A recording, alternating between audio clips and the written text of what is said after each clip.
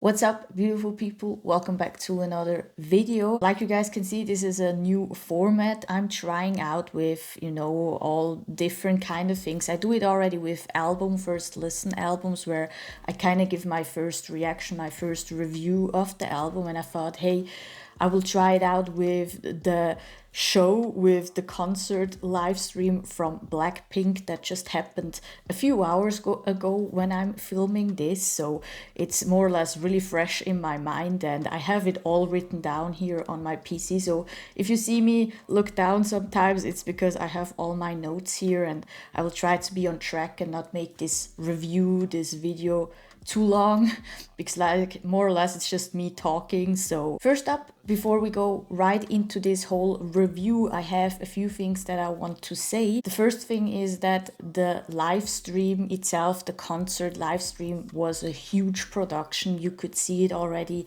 by the amount of different stages that they had and the different outfit changes that they had, the VCRs that played. Also, you could see the production value really apparent in the sheer amount of dancers that they had. Like, I don't know, that those were like 50 dancers, I think, at least.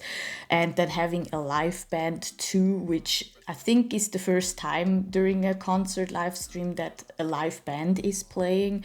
And then, of course, the most important, the members themselves just being on their A game. Like we already knew from the James Corden show, that little preview of Pretty Savage, on what a high level BLACKPINK is right now, and how much they worked for this concert, for this live stream. Then seeing it all play out in the live stream itself was just crazy. And despite my personal opinion that will come afterwards, the concert live stream is something that BLACKPINK, the members, the staff, the dancers, the band can be really proud of. It was amazing. As a Blink and everything, I'm just really proud of the hard work that everyone put into this. So just wanted to say upfront, thank you very much for this live stream. We could really see and feel the love for performing and everything in that. So with that out of the way, let's just jump right into the first little topic, which is the overall flow of the show, of the concert itself. For me, the live stream started at 6 a.m., which was so freaking early.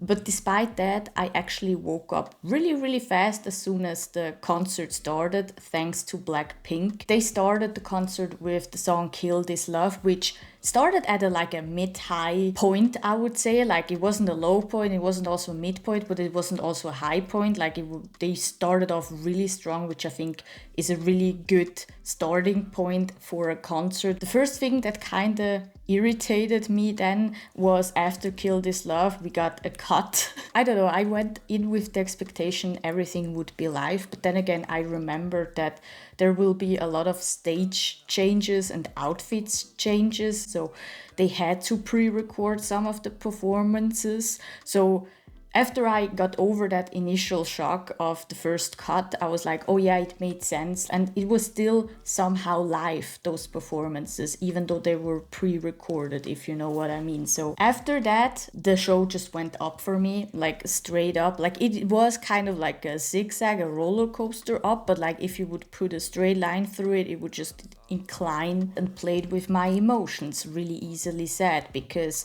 like I said, there was one point where they had a really fierce performance, then they took it to a little bit more of a slower, somber performance, then they had a really powerful performance coming in that just left me shocked, and then they again just took it down a little bit and talked with us, and then it was just an all emotional roller coaster, especially towards the end of the concert. After that whole roller coaster slowly going up all the time, they ended it on the highest point by them basically even thanking on stage to the band, to the dancer, to the staff, and the Blinks, the fans that they were there. It felt like a ending of a concert, and I feel like they really went out on a bang, which is perfect, because the ending of a concert and how you felt during the ending of a concert is something that you will carry the most after the concert. It's the thing that will stuck with you the longest. So because they went down on such a good high note, I know that live stream and that concert will stick with me for a long time in a good memory. Next up, we got the members themselves. And like I said in the previous point, the concert started for me at 6 a.m., which is so early, but I started to wake up as soon as Kill This Love started. And a huge factor, I think the biggest factor, of course, was BLACKPINK themselves, like the members themselves. Their energy that they brought throughout the whole concert was amazing. And I think even Jisoo asked in one of the VCRs if we could feel and if they could bring, she hopes that they can bring good energy and good vibes during this concert, and they totally exceeded that. Like, they woke me up, they got me dancing at 6 a.m. and in my feels at 6 a.m. on a Sunday, which not a lot of people can do. And keep in mind, they did that through a screen and not through a like live performance, which I still think is a different thing to do, especially also for someone who is performing, for an artist, and that they could keep up that good energy, that good vibes, that motivation throughout the whole concert without having a live crowd or fans to interact with is amazing, is such a high professionalism from them. Like, let me tell you, for someone who works a little bit in the same, field as a dancer, it is different if you have a crowd in front of you who gives you the energy back, who motivates you with yourself, and then having just a camera right there and you having to kind of motivate yourself all the time. Like, it's so much harder on your mental state, if you know what I mean. So they carried the show amazingly, which is really, really hard to do. And again, the duality of all the members during that show was just crazy. Just reminded me again how big of a duality they have. Like, the sweetness when they talked, the just powerful fierceness when they performed was just wow. Next up, we go to a category that I can describe a little bit the best, or I know the best, because, I'm a dancer myself. It's like the overall dancing and choreography of the show itself. I liked the choreography throughout the whole show. Like, there was just 1 or 2 points where I was like, I'm not a big fan of that moment right there.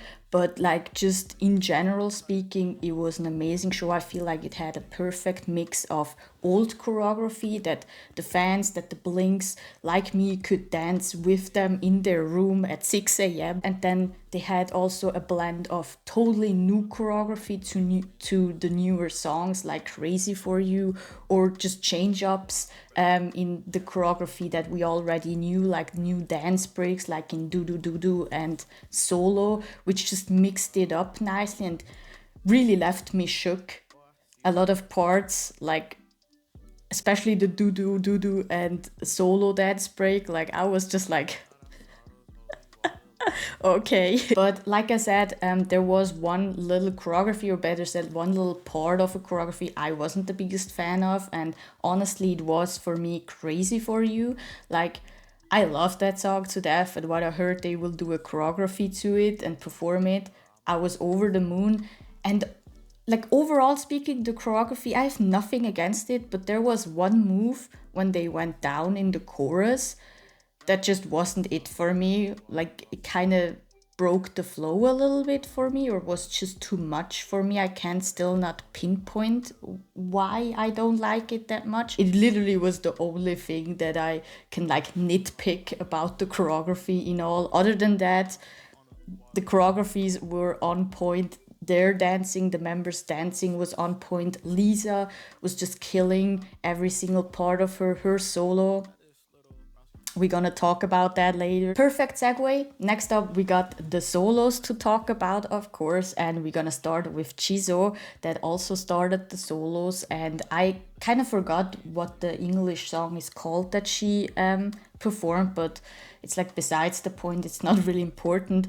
More important is that, first of all, she looked ethereal in that purple dress, like so freaking beautiful. Also, that black and white effect in the beginning of her performance, while she was singing in Korean. Like she actually, I think, I'm not so sure, but I think she translated and changed some of the lyrics. Was just insane. I didn't expect it that at all from her. And then of course her vocal tone is just so special and just something to die for. Like I again got reminded during that solo stage that she just has that unique vocal tone in there that I just really love. Next up, like we already talked about a little, was Lisa's solo, and she performed Say So from Doja Cat with her self-written rap, which I just noticed later. Like that rap fitted so perfectly into the song that I thought it was actually from the original song.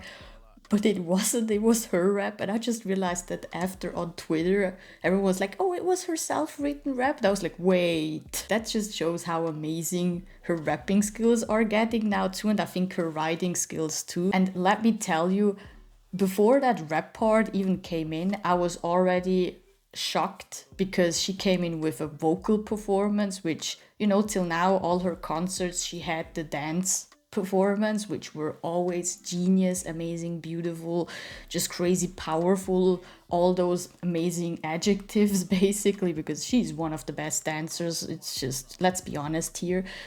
But then she came in with a vocal performance, then with her self rap, and then with her own choreographed dance break. Apparently, like I also heard it on Twitter. If that is wrong, let me know down in the comments below. And next to the dance break, her little mic thingy, like her little mic choreography was insane throughout the whole performance. Like I was just in awe. I was like, I want to be now a microphone and the microphone stand. Like that were my only thoughts during that whole portion of that performance. It was incredible, and it perfectly showed why Lisa is my first love in K-pop, why she is one of the biggest reasons next to Blackpink I got even into K-pop. And it's just her diversity, duality, and talent and sheer work ethic that she has is just insane. After Lisa came then Jennie with her remixed solo song, and I was shocked again. So yeah, that was hard. That one went hard. Like my mouth was literally open the entirety of the second part of that remix.